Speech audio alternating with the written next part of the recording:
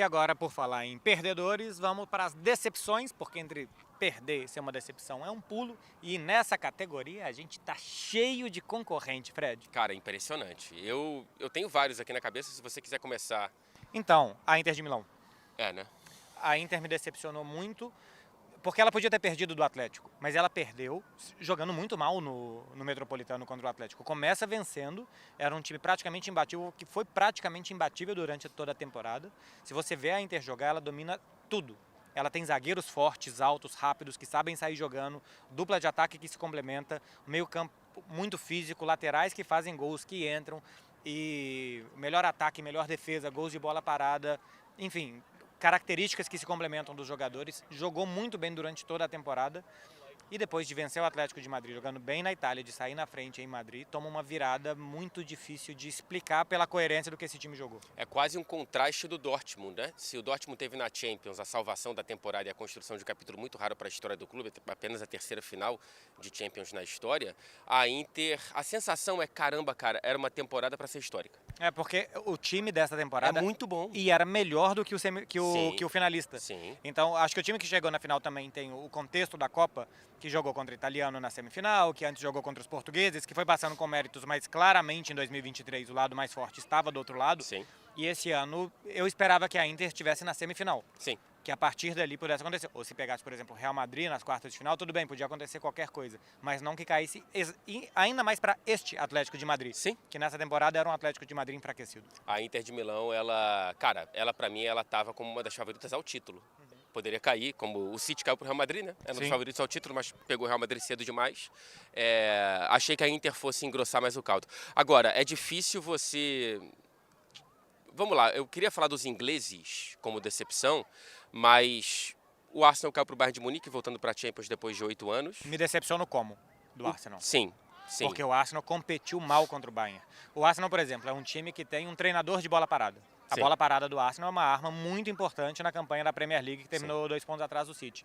E contra o Bayern eu vi escanteios sendo batidos assim, meia altura, uma falta lateral que os jogadores correram para o primeiro pau, a bola foi na bandeirinha de escanteio do outro lado. Erros muito bobos, básicos, e acho que o jogo ficou grande demais para o que esse elenco do Arsenal ainda é. É porque também, para além do Bayern, o Arsenal já tinha passado de maneira decepcionante pelo Porto, né?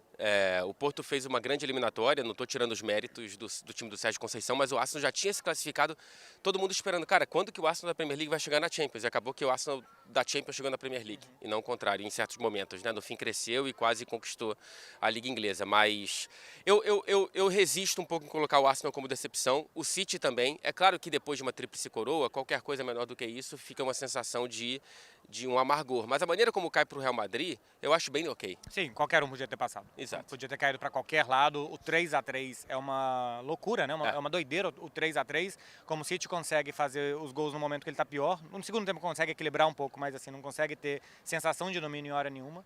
E depois de fazer 1-0 com 1 minuto, o Real Madrid vai buscar a virada. Para mim é talvez um dos grandes jogos da Champions. Sim. E os outros dois se decepcionam muito. Newcastle e Manchester United Pois não podiam não ter ido para a Europa League. Não tem como, cara. Você ter pela primeira vez na história 2 ingleses terminando desde que a fase de grupos, enfim, terminou agora, né? Mas foram 20 anos de fase de grupos e pela primeira vez 2 ingleses terminaram como lanternas numa era em que a Premier League ela nada financeiramente em águas próprias, né? Assim, não tem ninguém perto tirando os gigantes e tal.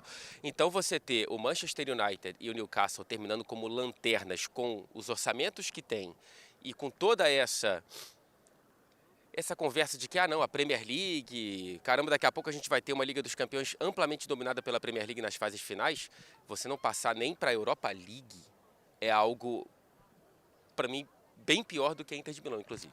O Newcastle ainda estava no grupo da morte, né? Sim. Por exemplo, ele tem hoje muito mais dinheiro do que o Milan, do que o Borussia Dortmund, mas era a primeira vez dele nessa festa. Ele não sabia nem muito bem como se portar ali, né? Assim, primeira vez depois de mais de 20 anos para esses jogadores e tal. Muitos deles estavam jogando a sua primeira Liga dos Campeões.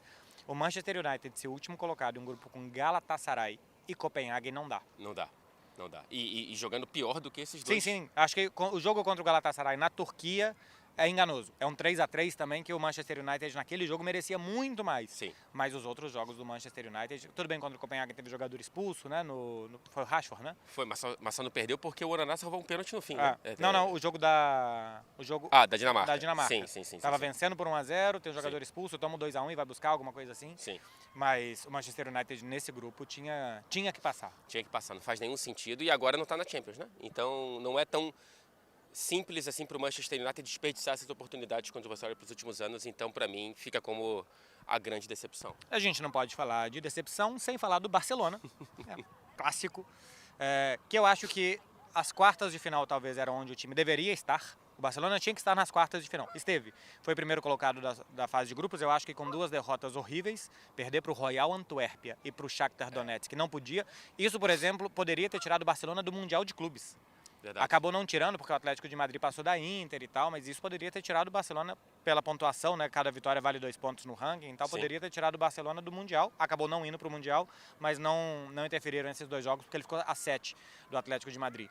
Passou com autoridade pelo Napoli, jogou bem na Itália, teve 30 minutos estranhos e depois jogou bem também na Espanha. Foi o resgate do Barcelona naquele momento, né? Ganhou do Paris Saint-Germain em Paris. Sim. Tomando uma virada onde normalmente o Barcelona esfarela e ele não esfarelou, empatou e virou o jogo de novo, mas aí depois não conseguiu competir com um a menos e sem o seu melhor zagueiro. Porque se tivesse sido o Pedri expulso, eu acho que ainda dava para competir com o Ronald Araújo, mas quando coloca o Inigo Martínez muda muito, e aí o time muito rapidamente tomou 3 gols do PSG. É que eu acho difícil, assim, é claro que decepciona, depois de tanto que jogou e do quanto parecia que ainda tinha para entregar nessa Champions, né? Mas, no fim das contas, você consegue individualizar. Não culpar o Ronald Araújo, mas você consegue ver, cara, aquele momento ele definiu. Sim. A gente tinha tido 120 minutos de eliminatória até ali. Exato. E o Barcelona estava ganhando por 4-2. Pois é. Então não é como a Inter de Milão, não é como o Manchester United, que você olha por uma pane geral mesmo, assim, em certos momentos. O United toda a Champions, mas a Inter contra o Atlético. Então acho que o Barcelona, nesse top das decepções, ele não está vencendo e nem perto disso. Nem isso. Nem isso. O Barcelona não consegue mais vencer nem como decepção. O que é decepcionante. É muito... Ou seja, o Barcelona está no páreo de novo. Porque é um plot atrás do outro. No top de times que não decepcionam por serem decepcionantes, o Barcelona ganha. Eu já não sei mais onde que a gente está. Eu já me perdi. Tá no Hyde Park, hein? Hyde Park. Exatamente. Porque poderia ser uma grandíssima decepção levar esse troféu, essa conquista para casa. Mas nem isso. Levar o Xavi demitido para ir lá buscar o troféu, quem sabe. Mas não, tem a Inter de Milão, tem os ingleses. Se bobear vai aparecer aí um Copenhague, uma outra marca de chocolate, vai aparecer um garoto qualquer aí.